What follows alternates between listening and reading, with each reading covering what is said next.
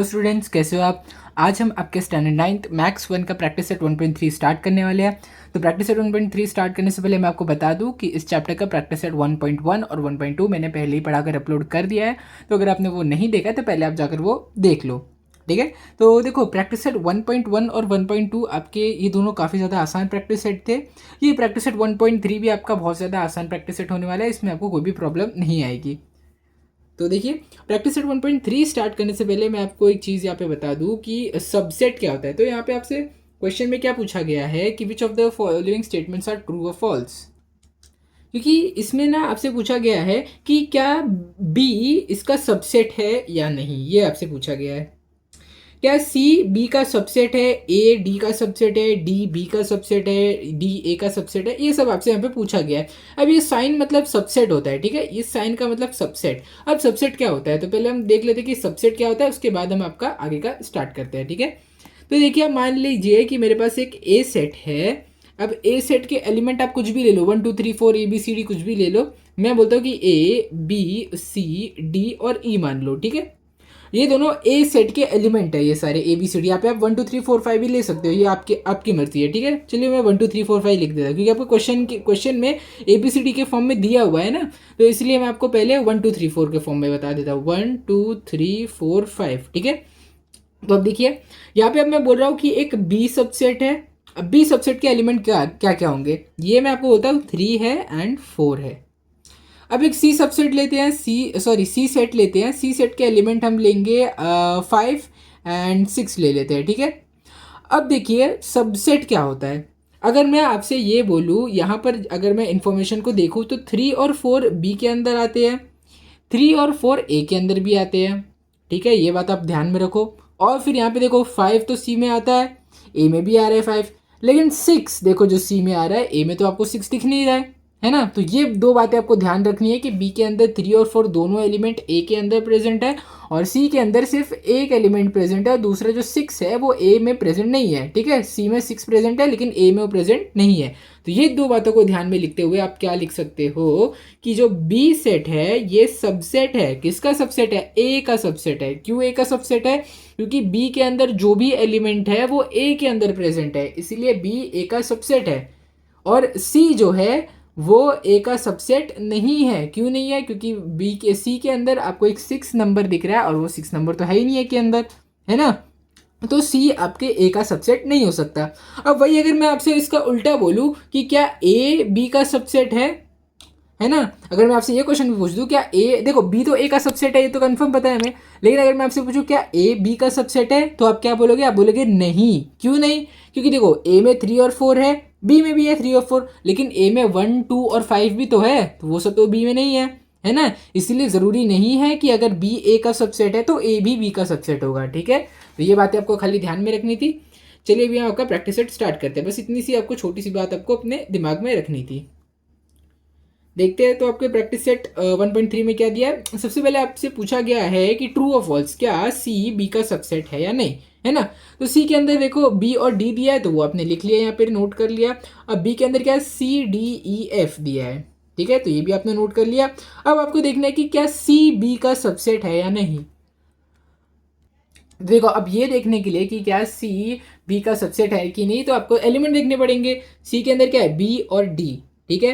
अब देखो बी के अंदर भी आपको डी दिख रहा है, ये देखो यहाँ पे डी दिख रहा है, और सी के अंदर भी डी दिख रहा है, लेकिन आपको सी के अंदर बी भी तो दिख रहा है, लेकिन क्या वो बी इसके अंदर है, इसके अंदर तो सी डी ई एफ है, बी तो है ही नहीं, है ना। तो क्या सी बी का सबसेट होगा, नहीं, सी बी का सबसेट नहीं होगा।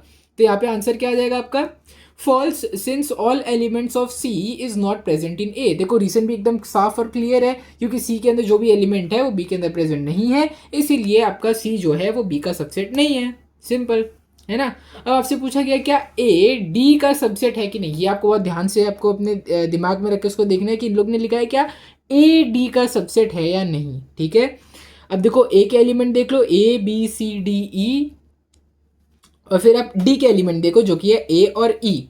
अब देखो देख के कोई भी आप में से ऐसा नहीं बोलेगा कि डी के अंदर ए भी है, ए के अंदर भी ए है और ई इसमें भी है, इसमें भी ई है, therefore A is subset of D, ऐसा आप बिल्कुल भी नहीं बोलोगे। ठीक है, क्योंकि क्वेश्चन में क्या पूछा है कि क्या ए डी का सबसेट है कि नहीं, ये नहीं बोला कि डी ए का सबसेट है, उल्टा बोला इसमें क्या ए डी का सबसेट है। देखो ए में तो आपको बी सी डी भी मिल रहा है, लेकिन क्या वो आपको डी में मिल रहा है, नहीं मिल रहा है ना। So therefore since all element of A is not present in D, ये क्या हो जाएगा, हो जाएगा फॉल्स। अब क्वेश्चन नंबर 3 देखते हैं, क्या डी आपके बी का सबसेट है या नहीं। तो डी में कौन से एलिमेंट है, ए एंड ई, बी में सी डी ई एफ है। अब देखो डी में ई है, इसमें भी ई है, लेकिन डी में जो ए है वो तो बी में नहीं है, तो क्या बी सबसेट होगा, नहीं। सो यहाँ पे आंसर आ जाएगा false since all elements of D is not present in B, simple statement था। ठीक है, अब क्वेश्चन नंबर 4 में देखते हैं। क्वेश्चन नंबर 4 में आपसे अच्छे से पूछा गया है कि क्या डी आपके सी आपके ए का सबसेट है या नहीं, है ना। सॉरी, क्वेश्चन नंबर 4 में आपसे पूछा गया, हाँ, क्या डी आपके ए का सबसेट है या नहीं। तो देखो सिंपल बात है कि ए के अंदर क्या है, A B C D E, और डी के अंदर ए और ई है। अब डी के अंदर भी ए है, ए के अंदर भी ए है, डी के अंदर ई है, ए के अंदर भी ई है ना। सो देयरफॉर ट्रू, क्योंकि डी के अंदर जो भी सारे एलिमेंट प्रेजेंट है ए और ई, वो सारे के सारे एलिमेंट आपके प्रेजेंट है ए में भी। ठीक है, तो यहाँ पे आपका क्वेश्चन नंबर 4 भी हो गया। अब क्वेश्चन नंबर 5 में आपसे क्या पूछा गया, क्वेश्चन नंबर 5 में आपसे पूछा गया कि क्या बी ए का सबसेट है या नहीं। सिंपल, ये भी काफी सिंपल क्वेश्चन है। बी के एलिमेंट देख लो, सी डी ई एफ, है ना।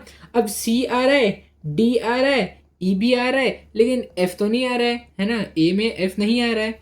सो therefore false since all elements of B is not present in A, है ना, एफ नहीं है, तो इसीलिए क्या हो जाएगा कि बी के सारे एलिमेंट ए के अंदर प्रेजेंट नहीं है।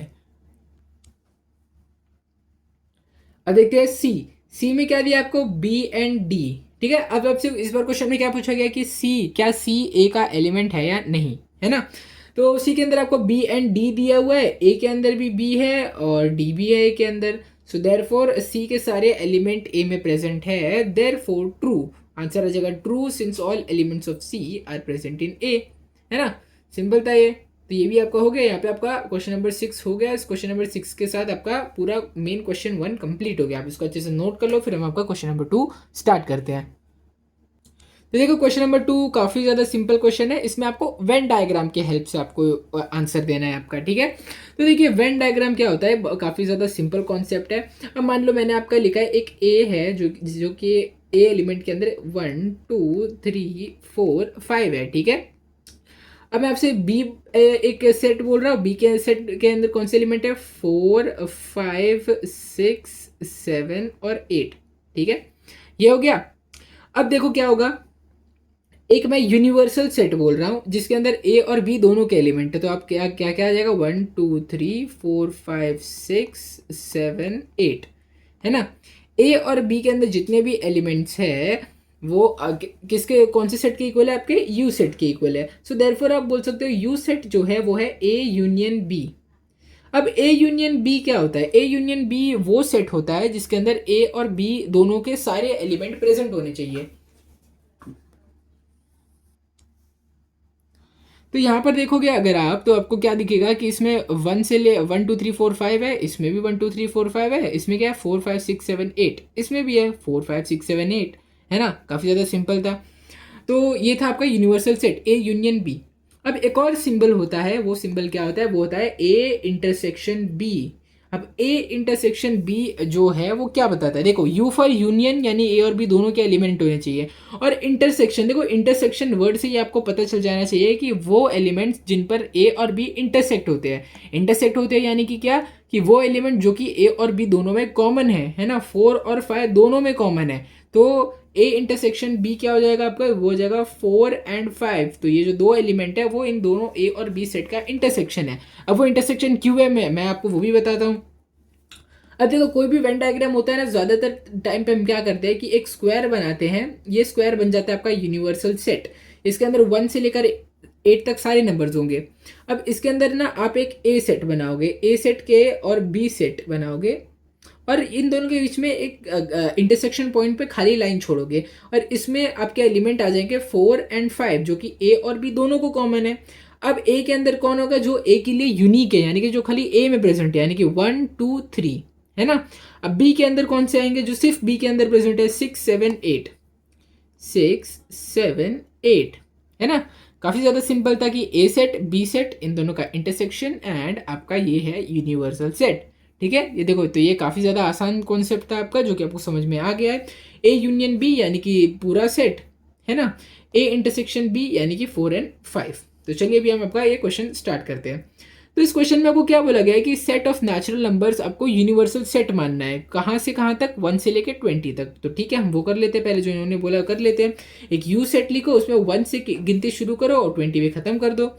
अब आपसे क्या बोला गया है, अब वेन डायग्राम से आपको क्या बताना है, शो एक्स एंड वाई। अब एक्स सेट और वाई सेट आपको वेन डायग्राम की हेल्प से रिप्रेजेंट करना है। अब देखते हैं कि एक्स और वाई की कंडीशंस क्या क्या है। अब x के केस में आपको x का एलिमेंट है small x, where small x is a natural number, और जो x है वो 7 से बड़ा होना चाहिए और 15 से छोटा होना चाहिए। 7 से बड़ा होना चाहिए मतलब कम से कम x की वैल्यू कितनी होनी चाहिए, 8 होनी चाहिए, है ना, क्योंकि नेचुरल नंबर की बात किया है ना। अब आप ये मत बोलना कि 7.01 भी तो बड़ा है 7 से, ऐसे मत बोलना। नेचुरल नंबर कभी भी डेसिमल में नहीं होते, तो इसीलिए 7 से बड़ा हो जाएगा 8 और 15 से छोटा क्या हो जाएगा 14। ठीक है, तो यहाँ पे आपका x जो है वो 8 से शुरू होगा, 8 9 10 11 12 13 14, है ना, क्योंकि 15 से छोटा होना चाहिए। तो यहाँ पे आपको आपका x सेट मिल गया है। अब आपका देखते हैं y सेट। y सेट में क्या आपसे पूछा गया है, y सेट में आपसे बोला गया है कि y भी एक नेचुरल नंबर है। ओके, नो प्रॉब्लम, y एक नेचुरल नंबर है, but y is a prime number from 1 to 20। अब 1 से लेकर 20 तक जितने भी प्राइम नंबर है वो सबके सब किस में आ जाने चाहिए, आपके y में आ जाने चाहिए। और वो कोई भी इंटीजर वैल्यू या फिर नेगेटिव वैल्यू नहीं होनी चाहिए, क्योंकि ये जो y है आपका वो नेचुरल नंबर है। तो अब देखते हैं 1 से लेके 20 तक में कितने नेचुरल नंबर आते हैं। तो देखो 1 तो प्राइम भी नहीं है और इवन सॉरी कंपोजिट नंबर भी नहीं है ना, तो 1 को छोड़ दो।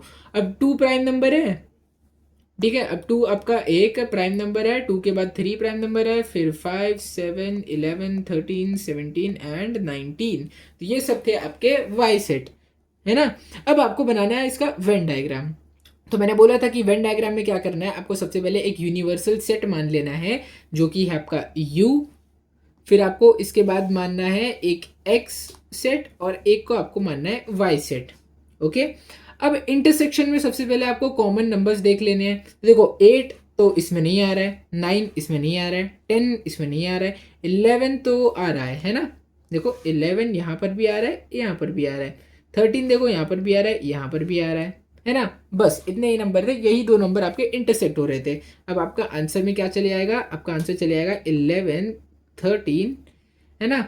अब y में क्या क्या आ जाएगा आपका 2 3 5 7 11, 2 3 5 7 11 तो हो चुका है, 17 19, क्योंकि 11 और 13 हो चुका है ना, तो इसलिए हमने इसको वापस रिपीट नहीं किया है। अब x में देख लेते हैं आपका क्या क्या है, आपका है 8 9 10, 11 तो आपका चले गया, 12 भी है आपके पास एंड आपके पास 14 भी है। अब देखते हैं बचे हुए कौन से नंबर है। बचा हुआ था आपका 1 आपका बचा हुआ था, देन आपका एक और नंबर बचा हुआ था, वो नंबर था 4। अब 5 है, 6 बचा है ना, 7 हो गया, 8 हो गया, 9 हो गया, 10 11 12 13 14 15 भी हो गया है ना। नहीं 15 नहीं हुआ ना, तो 15 को भी आप बाहर लिखोगे। और अब कौन सा नंबर नहीं हुआ है, 16 नहीं हुआ है, 16 17 तो अंदर ही है ना, 18 है, फिर आपका उसके बाद 19 तो हो चुका है, देन आपका 20 है ना। तो देखो काफ़ी ज़्यादा आसान तरीका था ये आपका एक सेट रिप्रेजेंट करने का।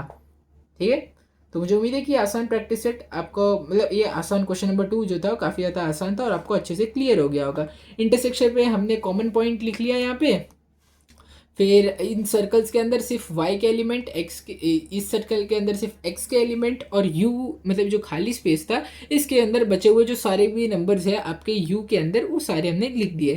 तो काफ़ी ज़्यादा आसान था, आप इसको अच्छे से नोट कर लीजिए। फिर हम आपका नेक्स्ट क्वेश्चन स्टार्ट करते हैं।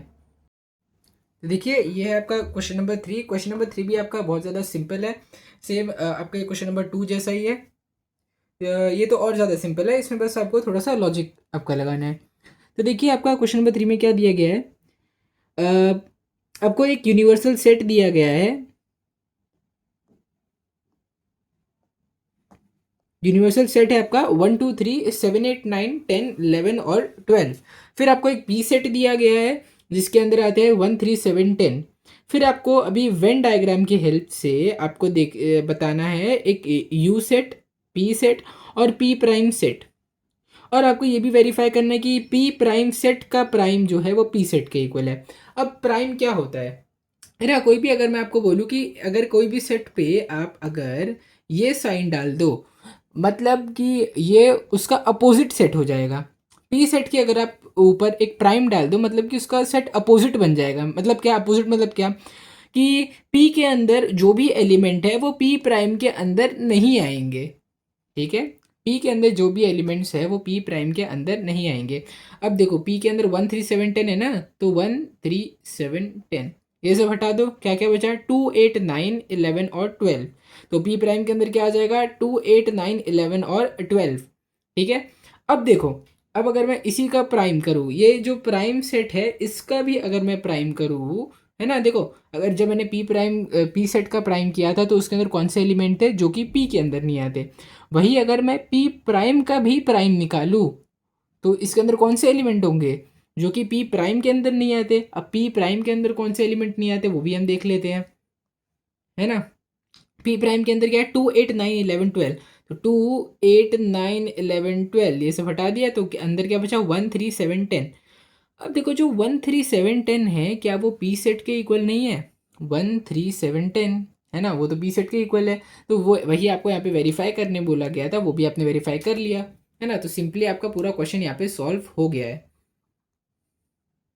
तो अभी बस आपको यहाँ पे वेन डायग्राम की हेल्प से सब कुछ बताना है। ठीक है, ये देखो पी प्राइम के अंदर कौन से आ जाएंगे, 2 8 9 11 12। तो यहाँ पे पी प्राइम के अंदर 2 8 9 11 12, है ना। फिर यहाँ पे आपका जो पी सेट है वो लिख दो, ये देखो ये है आपका पी सेट, ये आपका यूनिवर्सल सेट, है ना, 1 3 7 10। अब जो पी प्राइम का प्राइम है उसके अंदर कौन से आ जाएंगे जो कि पी प्राइम के अंदर नहीं है, जो कि आंसर होगा 1 3 7 10, और ये तो आपका पी सेट ही है। देयरफॉर आपने ये भी वेरीफाई कर लिया कि पी प्राइम का भी प्राइम पी सेट होता है। ठीक है, यहाँ पे आपका क्वेश्चन नंबर 3 भी कंप्लीट हो गया है, काफ़ी ज़्यादा आसान क्वेश्चन था, है ना। तो ये भी आपका यहाँ पे सॉल्व हो गया, आप इसको अच्छे से नोट कर लीजिए, फिर हम आपका क्वेश्चन नंबर 4 स्टार्ट करते हैं। तो देखिए ये रहा आपका क्वेश्चन नंबर 4। क्वेश्चन नंबर 4 तो बहुत ज़्यादा आसान है, ये तो आप खुद से भी कर सकते हो, बस मैंने आपको एग्जाम्पल के लिए यहाँ पे दे दिया है आंसर लिख के। ये देखो 1 3 2 7 है और आपसे यहाँ पे बोला गया कि कोई भी 3 सबसेट लिखने हैं आपको ए सेट के। ठीक है, काफ़ी ज़्यादा आसान लिख देते हैं। 1 और 3 को ले लो, 1 3 आ गया, 2 और 7 को ले लो, तो यहाँ ये आपका डी सेट बन गया, और सी में आप कौन सा ले लो, 3 और 2 ले लो, है ना, सिंपल। तो ए बी ए का सबसेट है, सी भी ए का सबसेट है, डी भी ए का सबसेट है। बहुत ज़्यादा सिंपल क्वेश्चन था ये आपका, ये तो आप अपने मन से भी कुछ भी बना के कर सकते हो। तो क्वेश्चन नंबर 4 को भी आप नोट कर लो, फिर हम आपका आगे देखते हैं। ये देखो ये रहा आपका क्वेश्चन नंबर 5। क्वेश्चन नंबर 5 भी बहुत ज़्यादा सिंपल है, आपको बस यहाँ पे ध्यान अच्छे से देना है। ठीक है, तो देखिए right the subset relation between the sets. अब सारे सेट्स के बीच में आपको सबसेट रिलेशन दिखाना है। तो देखो पी क्या है, वो सेट लोगों का जो कि पुणे में रहता है। एम है वो सेट जो लोग मध्य प्रदेश में रहते हैं। आई वो है जो इंदौर में रहते हैं। बी उन लोग का है जो कि इंडिया में रहते हैं, और एच उन लोग का है जो कि महाराष्ट्र में रहते हैं। अब आपको सारे सेट्स का रिलेशन ढूंढना है। तो देखो पुणे जो जगह है वो महाराष्ट्र में सिचुएटेड है ना, तो जो पुणे के रेजिडेंट होंगे वो महाराष्ट्र के भी रेजिडेंट होंगे।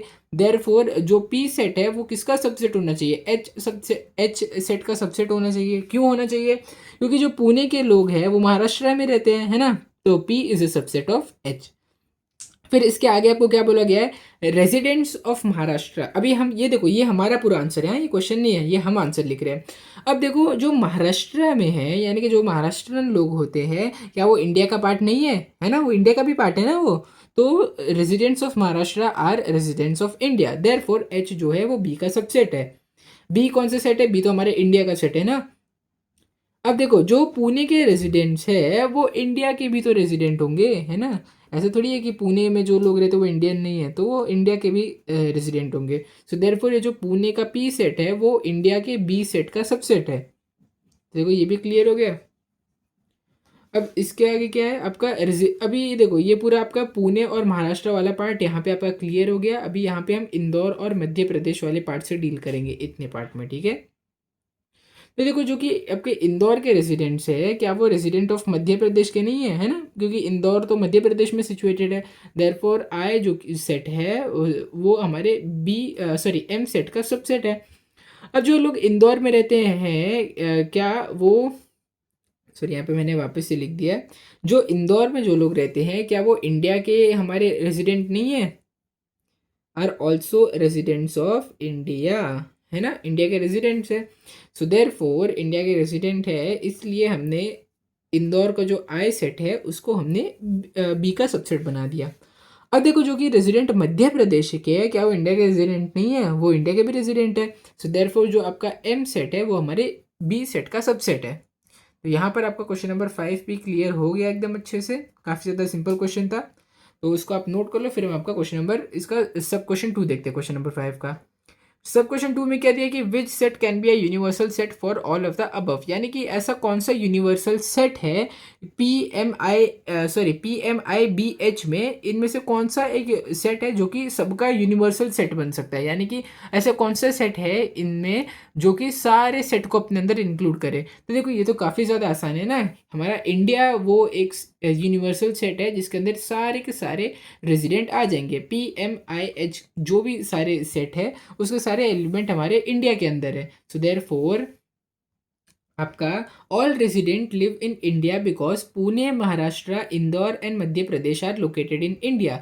There four B is a universal set. B universal set क्यों है, क्योंकि वो इंडिया के रेजिडेंट को रिप्रेजेंट करता है। ठीक है, तो यहाँ पर आपका क्वेश्चन नंबर 4 भी कंप्लीट हो गया है। काफ़ी ज़्यादा आसान प्रैक्टिस सेट था। मुझे उम्मीद है कि ये प्रैक्टिस सेट आपको एकदम अच्छे से क्रिस्टल क्लियर हो गया होगा और इसमें से आपको कोई भी क्वेश्चन में डाउट नहीं बचे होंगे। तो अगर आपको वीडियो अच्छा लगा होगा तो इस वीडियो को लाइक करो, शेयर करो और चैनल को सब्सक्राइब करो। Thank you.